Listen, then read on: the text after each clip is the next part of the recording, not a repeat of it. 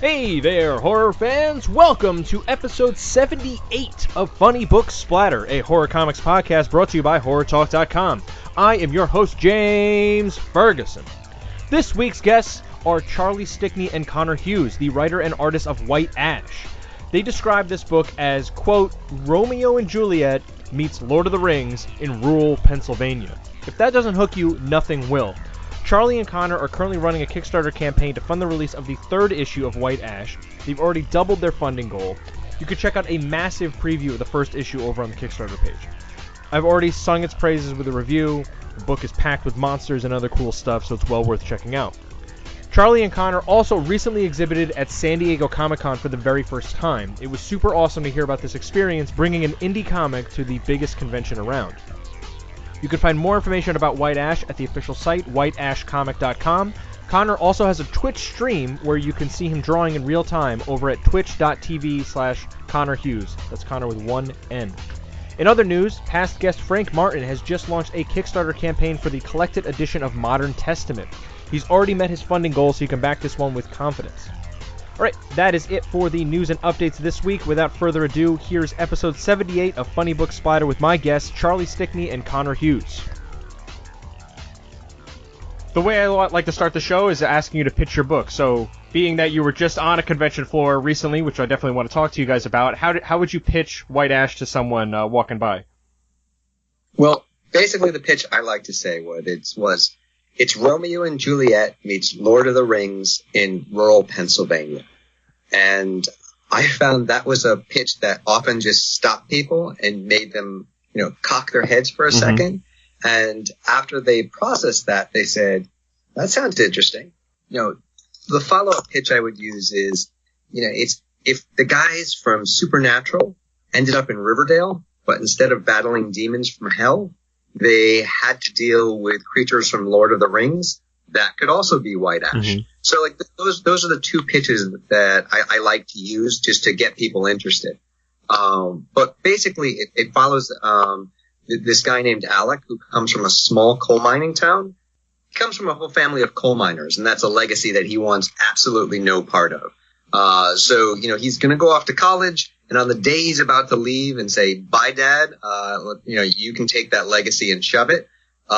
There's an accident at the coal mine, which keeps him in town for a couple of days, during which he bumps into this lovely young woman who unfortunately happens to be the daughter of the owner of the coal mine.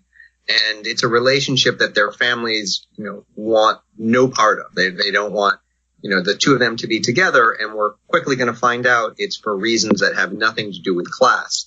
And that's where, the mystery starts coming in. And as we say in White Ash, the smaller the town, the bigger the secrets. And that's where the magical Lord of the Rings element starts slowly. It's grounded fantasy. So what feels like the real world, you quickly start to realize that there's a lot more there as the series goes on. Yeah, I like how it's a fantasy, but it's not. I mean, it's funny. You poke fun at the Lord of the Rings pieces, especially in the second issue, where it's like, you recognize, when people think about this kind of stuff, they're thinking Lord of the Rings first and foremost, and it's like, all right, but this, like you said, it's grounded fantasy, so you can kind of throw that stuff out of the window. That gets you into the ballpark, but if you want to get really closer to it, no, this is how these things work, and you kind of set up these rules and how this fantasy element kind of works, with a really awesome horror monster piece kind of thrown in. I want to be conscious of spoilers there too, but there's a definite really spooky angle with all this of this mining town and what's going on, this secret kind of thing into the town, which is, it's a really interesting and unsettling quality to it. Well, I think as this is horror talk, and I think the thing about fantasy is, what people love is that unearthly feel to it. But if it's too flighty, it's hard to buy in. And if there's a sense of danger, that underlies that, I think that's when people really get hooked on it. And so when you mix fantasy with horror, then you have something. And I think that's what Conor does really well. And what we've been able to do with White Ash is sprinkle in just what I think is the right amount of horror. I mean, just so you're always on edge and you don't know when that horrific element is going to, just pop up. So you never quite feel safe. And I think Conor does a really good job with the visuals of making it feel like this idyllic little town. Then all of a sudden something incredibly gruesome might happen. And Conor, do you want to talk about that a little bit? Sure. Yeah. I mean, I think with a comic like this, what you want to do is you want to sort of punch it when you really hit those notes, and then you let that reside in people's memories throughout the, in the entire comic. So the first issue is like the 54 pages or so, 2 pages. And so, you want those moments to sort of resonate across the story. And so you want to hit those pretty hard, but then you don't want to let them take over the story. So that's what I tried to do for both of the kind of more horrific moments in issues 1 and 2. Yeah, I think you hit the nail on the head with that kind of stuff, because it is that right mix, especially even in like the opening pages for the first issue. It's like, okay, I get what I'm looking at. This is a this quaint little town, and then something absolutely horrific happens to really put you on edge right out of the gate. So it's you set the time, you take time to kind of develop the setting and understand this is where we're at, but there's something dark and mysterious and deadly lurking within this area. Right. And so, like, say, for instance, with the moment in the first issue, what I also wanted to do with that was take it to a level that even if you were expecting something to happen, you weren't expecting that to happen. And the violence that occurs is sort of, I don't know, unnatural, otherworldly. It's just like it defies reason, in some ways. And so that also makes it very much like an other situation to separate from the otherwise very normal setting.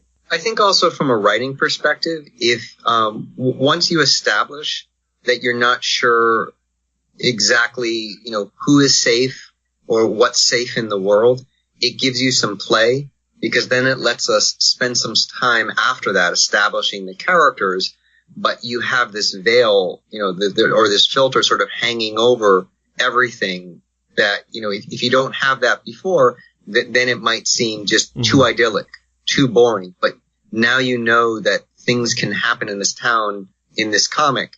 And so, it just gives you some freedom to be able to play and take time to establish and build the world, because now you have underlying tension that you wouldn't have without, those moments early on. Yeah, because someone might be jumping into the comic and, if you didn't have those moments, they might be saying, okay, well, where are you going with this? Why am I interested in the story? And so that's what Charlie did there. Sorry, that tension is why a person might keep on reading.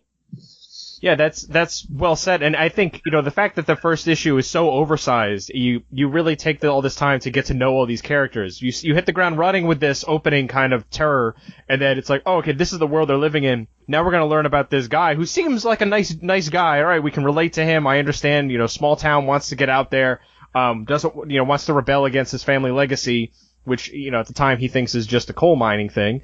But this is something that is, I'm trying to think the best way to say this, is basically like you become more invested in him because you know that these are the crazy things that are going on in the world near him, and he has no idea. Yeah, you set the stakes a little bit higher right off the bat. And I think that's important. One of my favorite, some of my favorite filmmakers, do this, like the Coen brothers. If you watch their films, they'll basically, they make it feel more complex sometimes than they actually are with an establishing shot that's really complicated. It makes it feel like the sequence that follows is really complicated, but it's just well-crafted filmmaking. You don't need to make every shot complicated. You don't need to make every sequence really intricate. What you need to do is you basically establish an intro that sets something up and puts you in the mindset to realize, okay, the filmmakers or the writers, they know what they're doing and they're pointing you in a direction, and then you're predisposed to understand, to be in the right headspace. So I think if you point people in the right direction, then you have the creative freedom to play, and then you can just sort of have these guideposts that shift them where you want to go along the way with the writing. But I think it's really important to grab people and set the tone right off the bat. Right, and comics sort of can operate in a similar way in the sense that with drawing, you want to create an idea of something, whatever it is you're drawing, in someone's mind, and then let that live in their imagination. You don't have to explicitly, a certain kind of style anyway, you don't have to explicitly make the same drawing every single time. If you do it once correctly, then that will live on, in people's imaginations, and ultimately they'll just go back to referencing that one image, that one memory, every single time you visually reference that same thing. Yeah. Now this is an indie book. You Kickstarter, you used Kickstarter for the first 3 issues. The third issue right now, actually, and by the time when this goes up, folks will still have time to back this this project. So is there, I guess, what has been the experience so far with Kickstarter? Because it looks like it's gotten bigger and bigger with each successive campaign. Well, it's been fantastic for us. I think people think of Kickstarter outside. If you're not on Kickstarter, sometimes people think of it. Oh, it's a crowdfunding platform where people are asking, please give me money. But Kickstarter, especially for independent comics, has become a place where people go for pre-sales. Like for us, the book is done. We're not looking for people, to money to help make the comic. We're basically looking at Kickstarter as our distribution network. So rather than going to Diamond as our distributor, we're using Kickstarter as our distributor, as our way to reach people. And it's been great for us for raising awareness of the book. And Conor and I were just at, San Diego Comic-Con, and we had so many people who just stopped by who had come to San Diego, and among other things, they came to find us because they had seen us on Kickstarter, and either they had backed us and they wanted to say hello, or they hadn't backed us and they wanted to get the book. So we've been using Kickstarter as both a means to distribute the book, but also as a means to build an audience for it. And it's been incredibly successful. And, each of our Kickstarter campaigns has increased in terms of the number of backers and the number of dollars. And so it's been a real viable source for us to become, independent publishers and, just create something that otherwise would be financially impossible for us to do. Well, I can't imagine taking an indie book to San Diego Comic-Con. That has to be like a pretty harrowing experience. Was this the first time you were there as an exhibitor? Yeah. And in fact, it was the first time that we had ever taken White Ash to any comic book convention. Go big anyway. or go home with that. It was the first time Conor and I had met in person. It was the first time that we had done a convention. We just figured if we were going to start, we might as well, either just start at the top or not do it at all. And it was great for us. It was really well received. I thought we did about as well as we could have possibly hoped at that convention. So, we made some waves there. I think, Conor, how would you say the experience was for you working and being at San Diego? That was great. Just as it was the first time for you to table, it was the first time for me to table. And, after, as you said at the con, I think after that, you're sort of ready for anything, right? It's both intimidating, but at the same time, it's sort of, you go in and you put your best foot forward and people seem to respond. And so that was really encouraging, as you said, seeing all the fans from the Kickstarter, and then also seeing people come by the booth and just being impressed with the product when, we didn't have that much on the table, but what they saw, people liked. And so that was really encouraging. Yeah, we kind of left with the sense that, it was not too big for us. And, we left feeling like we should have been there. And that I think for us, we could have done better had we had more books or if we had a trade paperback. But going to San Diego as a relative unknown book with basically 3 floppies, we had chapter 1, chapter 2, and just a variant, a limited edition variant, for San Diego of issue 3. we did really well and got people who were just walking by who had never heard of it to pick up a book they'd never heard of. So on the strength of that, I mean, we did incredibly well. And I think that's really hard to do. I think at a con like that, people aren't looking to pick up a single issue of an unknown book because they never know if they're going to see those creators again or if they're going to be able to find that book again. They want to buy a trade because a trade at least is a complete story. So, we were selling a lot of issue ones. And we were selling, we had people who bought issue 1 and then came back the next day who had bought issue 1 and wanted to get issue 2 and 3. So, for us, it was really validating to see people like it. And it was really exciting to see people, in that sea of craziness. And if you've ever been to San Diego, it is just insane, that they were willing to take the time to come look at our comic, and spend some time with us. So it was really speaking to the strength of Conor's art and, the story that we were trying to tell that people wanted to pick up the book. I mean, that's got to be a great experience of especially the folks that bought issue 1 and then came back the next day to buy the next 2 issues, because that's like your instant gratification there. You have people that are going to go buy it through Kickstarter, and you get this kind of delayed quality to it where, all right, you're going to send the books out and you're waiting for people to respond to that kind of stuff. But seeing that firsthand, especially in a venue like San Diego Comic-Con, that's got to be just like a tremendous feeling. Yeah, and then we actually had a couple of people who emailed us after the convention who hadn't gotten issue 3 because it was a higher priced variant, who said, I wish I had gotten issue 3 at the convention. Where is your Kickstarter? Because I guess they didn't want to do a Google search. So then they went back to Kickstarter so they could get the 3rd issue. That's great. That's I mean, especially if you're going up with new backers every time, that just taps into an entirely new audience that you're able to add into there. That's great. Yeah, we matched our backer total for our second campaign within less than a week of our 3rd campaign. So we basically broke our dollar total and our backer total within a week. It's been amazing just to see how people are responding to this book, and we've been getting a lot of support from other comic book creators, from other publishers, which has been really nice. Like some smaller publishers have been supporting the comic too, which has been really nice. Even though they aren't carrying us, they've been supporting the Kickstarter, which has been really nice.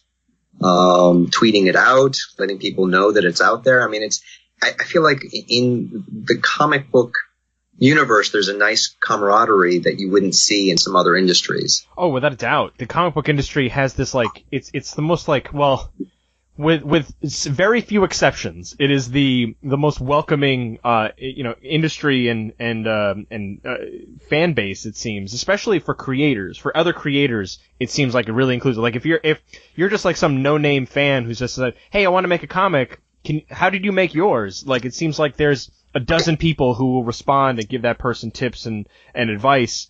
And even some that will take a look at the comic or the script at least and say like, yeah, okay, this is good. Maybe you should try this or at least give a couple helpful tips. It's really like positive in that regard of like, yeah, man, we all just want to read cool comics. So if you want to make comics too, let's encourage that. It's not exclusive in that regard.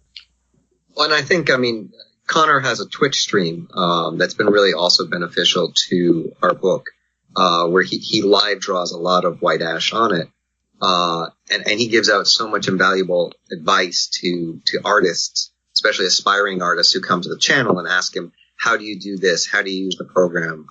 And Conor, do you want to talk a little bit about your Twitch stream at all? Because I think that's been a big part about what we've been doing. Plug away. We'll make sure we'll link that in the show notes too. Sure.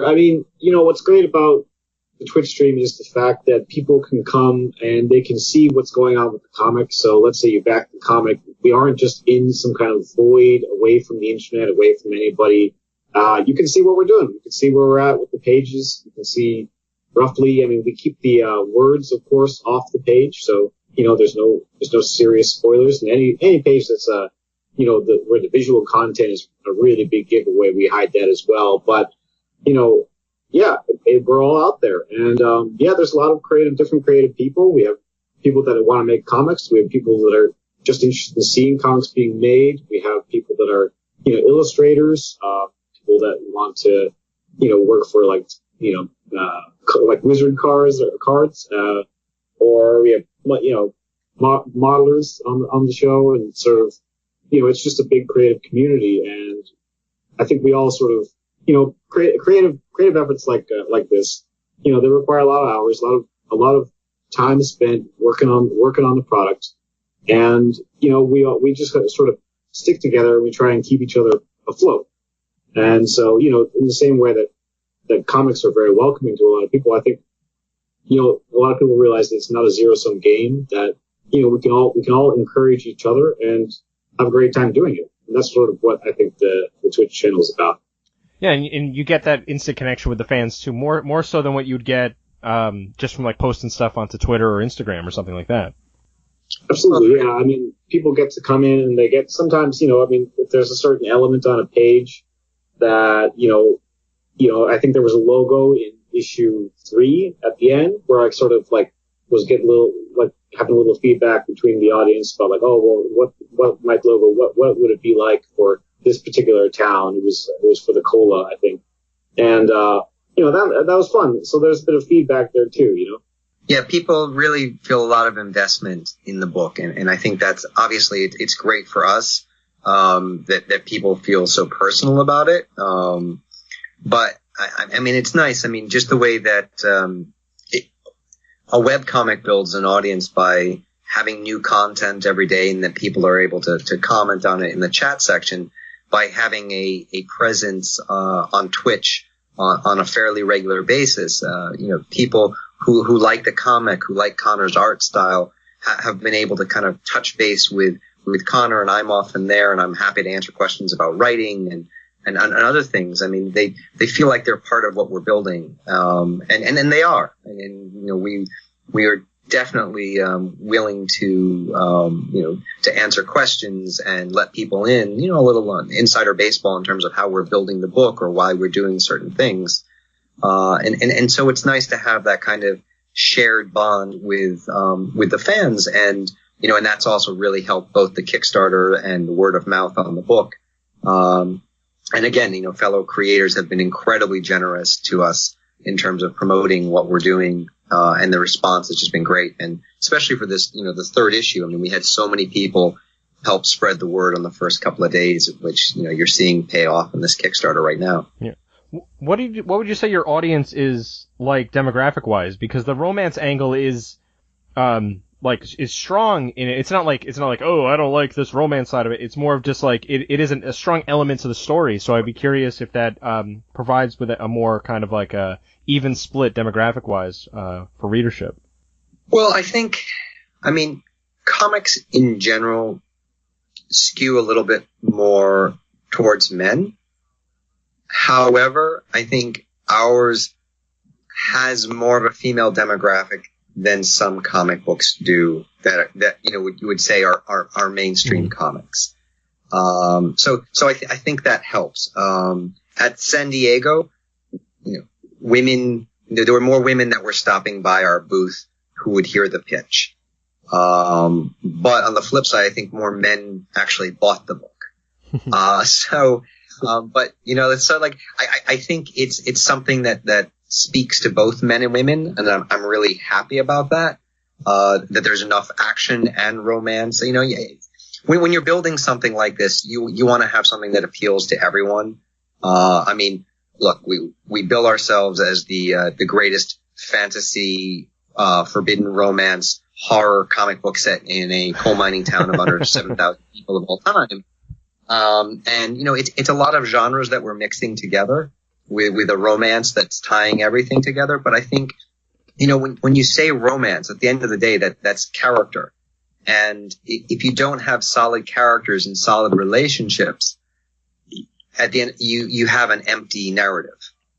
And I don't think there's any good story that you're going to read that doesn't have some kind of relationship in it that you as a reader are not buying into. So if you're not buying into the relationships and the quest to develop relationships and how those characters interact with each other, you're not going to follow the comic for more than an issue or two. So whether that relationship is romantic in nature or whether it's paternal or whatever there is, at the end of the day, I mean, it's, it may be the art that draws you in, it may be the hook that draws you in, but what's going to get you to stay is the relationship between the characters. So if you don't have a relationship that you can buy into and root for or root against, people aren't going to keep reading. Well, that's also what makes horror so, well, I think what makes a better horror story in general is an investment in a character like that, because if you're watching something like a Friday the 13th movies, which are, near and dear to my heart, but, at the end of the day, I can't name a single, character in any of those movies aside from Jason or his mom, it's just, they're there to be cannon fodder. But if you look at other movies, other horror movies specifically, where you get more in touch with those characters, invested with them in terms of time spent and understanding who they are, their personalities, then it's it feels so much scarier in that regard, because you can kind of put yourself in their shoes. You see aspects of their personality that resonate with yourself. Sure. And I think, as a writer, I think, and this is like, if you like a show like Game of Thrones, one of the things that people, I think, love about Game of Thrones is you have so many great characters, but they're tortured. And, it's so painful to watch all these characters that you love go through all these agonizing, things, and you're rooting for things to get better for them. And, season after season of just horrible things happening to them. And like, where is that light? Will someone just give Jaime Lannister a hug? Like, please. Yeah. Yeah. Or a hand. Whatever it is.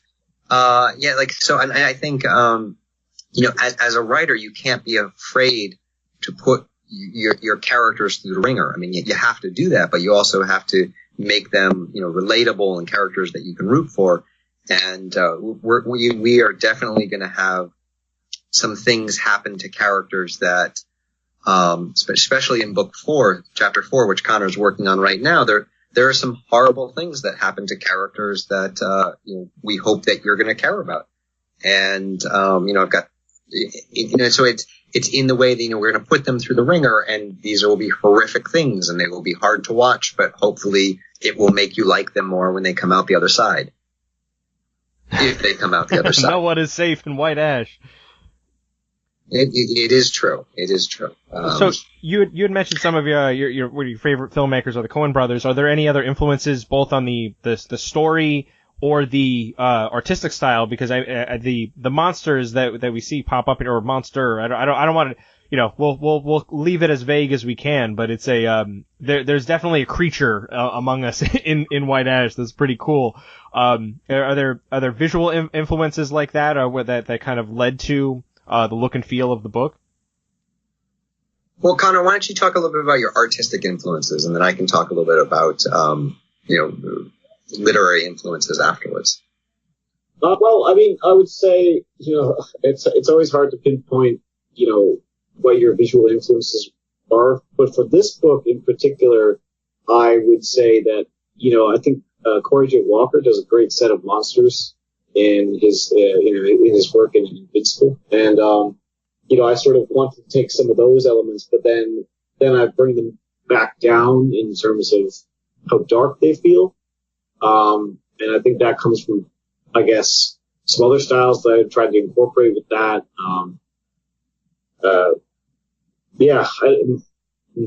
Difficult to sort of let me rephrase then. I guess is what led to the design for not only the characters but the creatures that we see within the book. Is there was there something specific that was like an influence on how they looked? Well, I mean, I wanted that specifically in issue 3. There's a scene where you see more of some of what might be in White Ash, and what I wanted to do is for that scene was leave the door open to lots of different possibilities, and let you know that there's more than one source of mystery in this town, or potential disaster in this town, and you don't know where it's going to come from. Yeah. I don't want to get into more specifics to that just because I don't want to. Yeah, of course. I don't want to spoil it. I think for me, I mean, I come from a background where I've worked in film, I've worked in animation, I've worked a little bit in television, so when I'm creating a comic or I'm creating a script, I'm thinking about the world, I'm thinking about the characters, and so I'm designing from a larger perspective. I'm not thinking, well, what would this one creature be? The world of White Ash is really fleshed out. Connor's working, he has a design packet in terms of information. So he knows a lot about the creatures. He knows a lot about the history of the world. We have a timeline that dates back over 1,000 years. He knows a lot about the origin of the town. He has a pretty good idea of where we're going with the series into the future. So, that can help him and inspire him in terms of how he wants to design, what he wants to reveal now, what he wants to reveal later on. In terms of my influences, I do like, people like J.J. Abrams, like Joss Whedon, who have built really big worlds. But I also, I also like things with specificity in that, I don't want to just ask questions like a show like Lost, I think was really interesting when it started, but did they have the answers when they started? And I want to make sure that if I'm ever asking a question, I know the answers. So for White Ash, it's not just, a small town with big secrets and I'm just saying, oh, we have big secrets, and it's Connor and I like, oh, what can we do in this next issue? What kind of creature would come next? Or, what would be the next, thing that could come into White Ash? It's all planned out. There's an organic progression of things, and there's a reason why they're coming to town, and there's a reason why they're coming now. So that it's for me, it's about everything interlocking and coming together in a way that makes sense.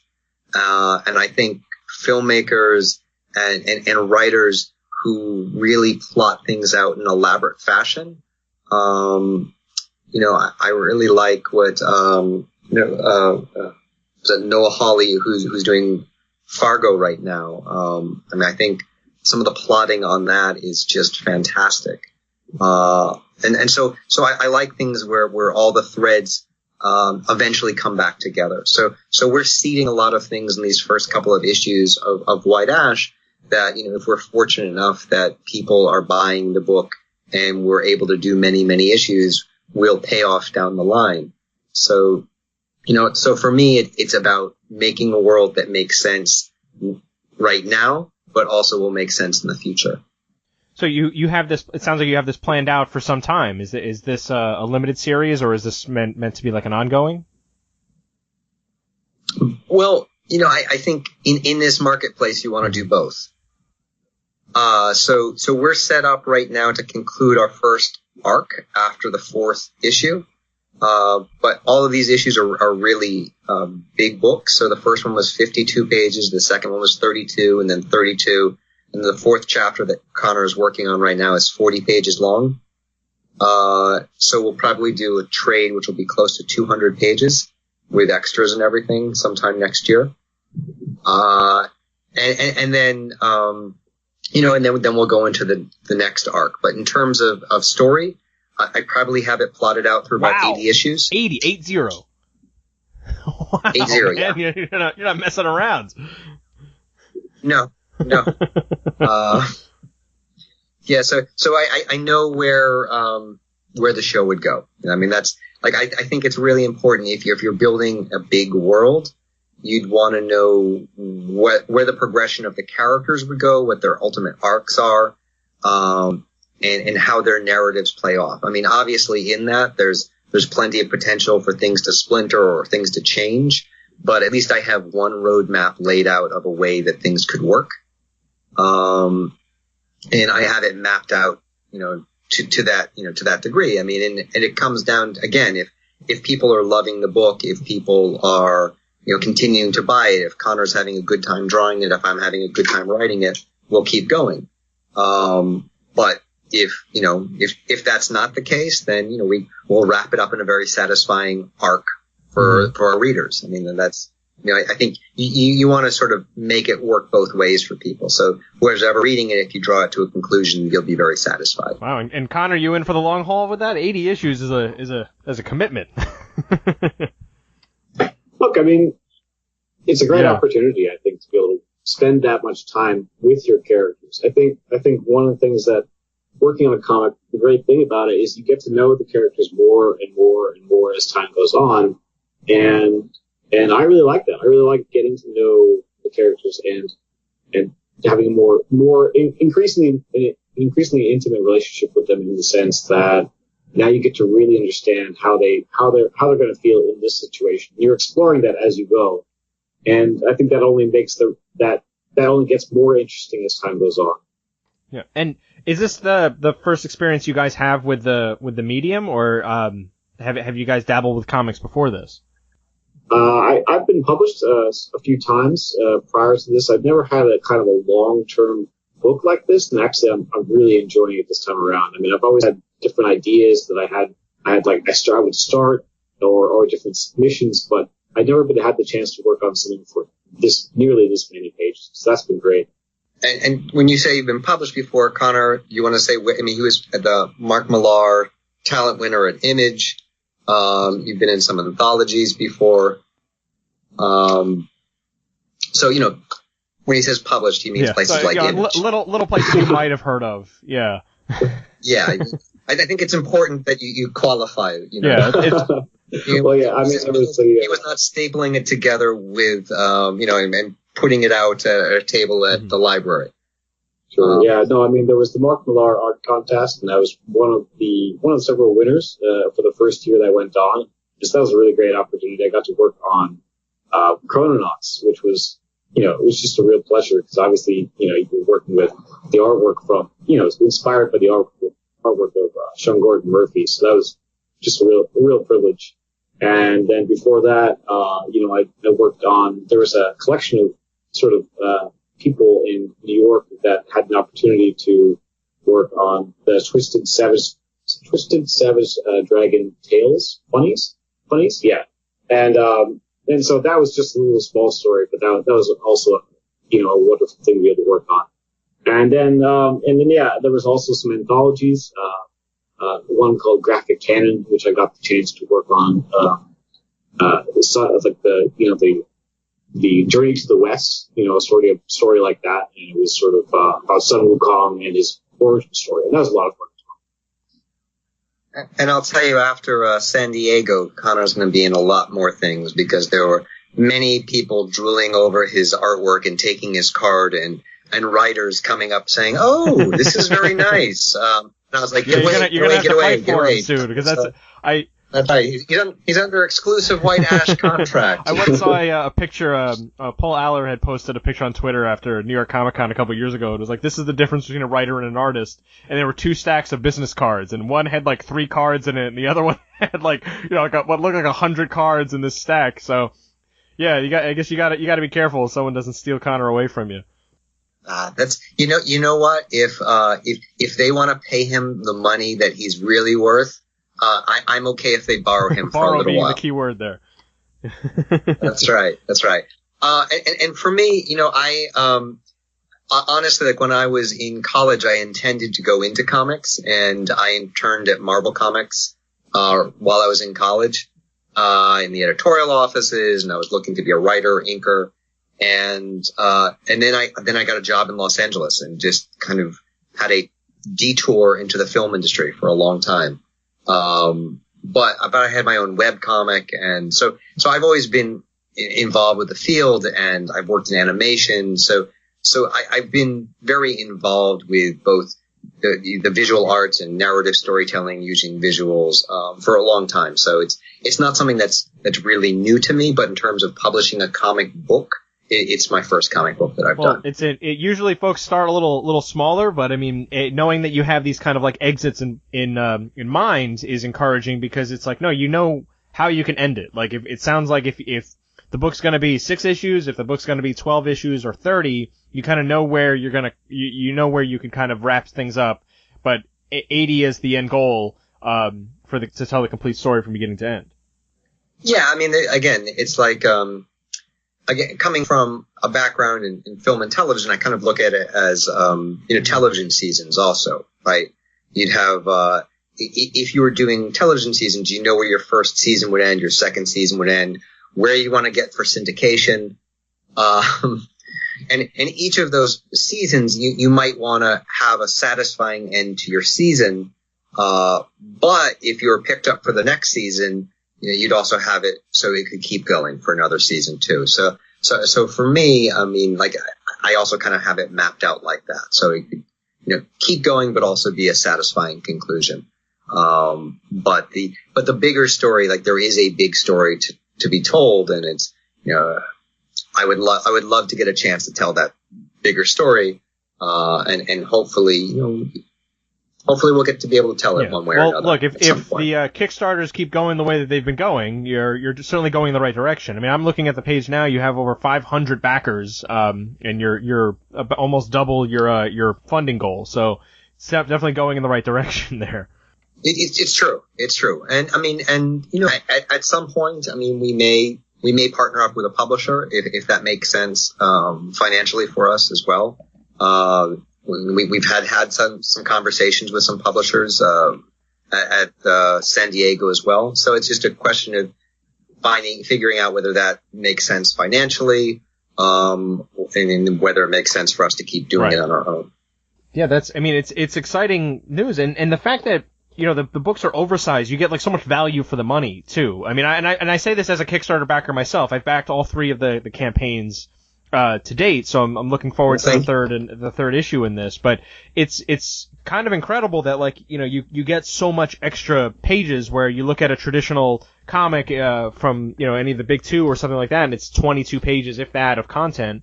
So, I mean, what led to that decision to make them so oversized? Was that just like, well, this is the amount of story we have to tell, and this is the form it's taking in? It's like our go big or go home, as you said, with, like doing San Diego right off the bat. I think with the first issue, which, if you remember, I mean, there was a story point that I wanted to get to. And if you remember how that first issue ends, I wanted to get to that beat, and I wanted to take my time to get to that beat in laying out the universe. I mean, there was a way to maybe get there maybe 8 pages quicker, but at that point it was just the cost of pages, and I just thought it was a better story. And if you can make a better book, and if it's just a question of Conor and Finn's time, which is, so sometimes it's worth investing in your book to make sure that you're telling the story you want to tell. And because we're an independent operation, we don't have to work with those constraints. I was actually talking with someone at Skybound, and they were looking at the book, which they thought looked really good, but they were shocked that we did 52 pages. And because in their mind, they couldn't wrap their heads around the production costs, because their deals are set up, with their printers and everything. Like, it's already lockstep. So, they would have to figure out a whole new deal to do something that's at a different page rate, at a different page count than, what they're used to. So, we have the benefit of being able to, write to draw to what best suits the story. And so if there's a moment that needs 2 pages to tell, we can tell it in 2 pages rather than rushing it through. And if you look at the way, Conor can tell a moment, I mean, sometimes it's worth saying, hey, Conor, why don't you draw that enough, give me 2 pages on that. And it's worth it. It's really worth it. I mean, when you look at his art, it's so beautiful. I want to see 2 pages of whatever it is versus just one. I mean, so that was really the consideration. I wanted to get to a particular moment, and it was worth it. And again, like, you're on Kickstarter, and it's easier to convince people to pony up some money when they're getting something substantial also. And like right now, you can back issues 1, 2, and 3, and if it was just 1, 2, and 3 of a normal comic book, that would be 66 pages, right? And our first issue was 52. So, it's 52 plus, 64. So like, it's like 110 pages ish that you're getting.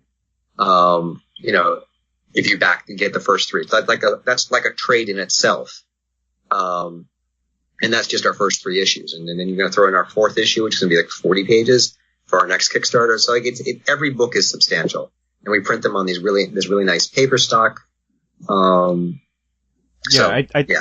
think you summed it up so well. It's just like, you're doing it your way, and it's not how any publisher or anyone else is dictating it. It's your book. It's you guys that are just making it. And at the end of the day, this is it, and it seems like that's resonating a lot with the crowd out there. I certainly love the first 2 issues so far.